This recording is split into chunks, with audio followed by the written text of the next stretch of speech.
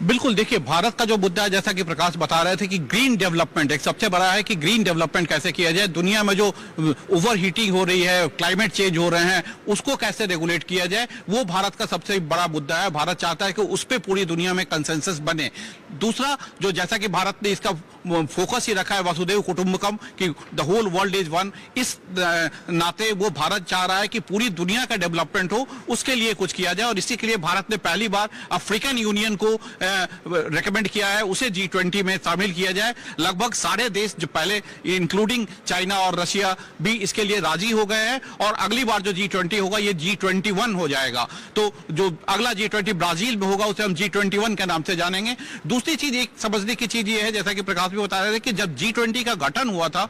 तब हुआ था जब दुनिया में मंदी आई थी, और उस मंदी को मेनली ये किया गया था पूरी दुनिया में कैसे ग्रोथ लगाया जाए। आप देखिए ये G20 के जो ये 20 देश हैं, ये दुनिया की 85% जो इकोनॉमी है उसको कंट्रोल करते हैं, और लगभग 60% से ज्यादा पॉपुलेशन इसमें आता है, भारत की पॉपुलेशन। और भारत इसमें सबसे अहम है क्योंकि दुनिया की सबसे बड़ी आबादी वाला देश भारत 140 करोड़ आबादी का है। लेकिन पिछले साल जब इंडोनेशिया में G20 हो रहा था, तब ये मुद्दा उठा था कि क्या हम केवल ग्रोथ की ही बात करें या उन सभी चीजों की बात करें जिससे ग्रोथ इंपैक्ट होता है। तो उस लिहाज से आप देखिए तो यूक्रेन क्राइसिस जो है वो इस बार का सबसे बड़ा मुद्दा होगा, लेकिन उस पर कितनी आम सहमति बनेगी या नहीं ये कहना अभी मुश्किल है, क्योंकि रशिया ने साफ साफ कह दिया है कि अगर यूक्रेन क्राइसिस या यूक्रेन वार को ज्वाइंट डिक्लेरेशन में लाया जाएगा तो वो उसका विरोध करेगा। चाइना भी विरोध कर रहा है, चाइना तो छोटी छोटी चीजों पे विरोध कर रहा है, चाइना इसको भी विरोध कर रहा है कि वसुधैव कुटुंबकम नाम क्यों रखा गया है। तो अगर आप देखिए तो ओवरऑल ये सब कंट्रोवर्सीज है, ये सब विरोध हैं,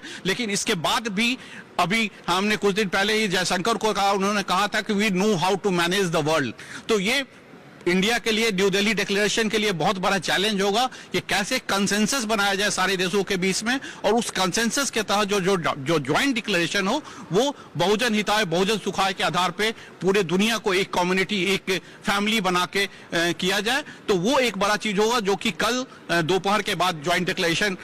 आएगा और उस पर सहमति बनेगी। जैसा कि प्रकाश बता के फाइनेंस ट्रैक्ट में एक क्रिप्टो रेगुलेशन का बहुत बड़ा बात है, तो उसके लिए भी फाइनेंस ट्रैक्ट में लगभग ये डिसीजन हो गया है, जो शेरपास लेवल पे या डिप्टी फाइनेंस मिनिस्टर के लेवल पे जो मीटिंग हुई थी, कि पूरी दुनिया में क्रिप्टो को बैन नहीं किया जाए, लेकिन क्रिप्टो का रेगुलेशन एक तरह से हो पूरी दुनिया में। वो इस तरह की चीजें शायद रिजोल्यूशन में आए। तो इन तमाम कंट्रोवर्सी, तमाम अपोजिशन के बीच ये एक बहुत बड़ा चैलेंज है भारत के लिए कि कैसे एक कंसेंसस बना के ज्वाइंट डिक्लेरेशन को लाया जाए, और वो हमें कल शाम में देखने को मिलेगा कि क्या क्या चीजें भारत कामयाब होता है ज्वाइंट डिक्लेरेशन में लाने में। ये एक बहुत बड़ी उपलब्धि होगी भारत की, अगर एक कंसेंसस बना के एक अच्छा खासा ज्वाइंट डिक्लेरेशन आ जाए।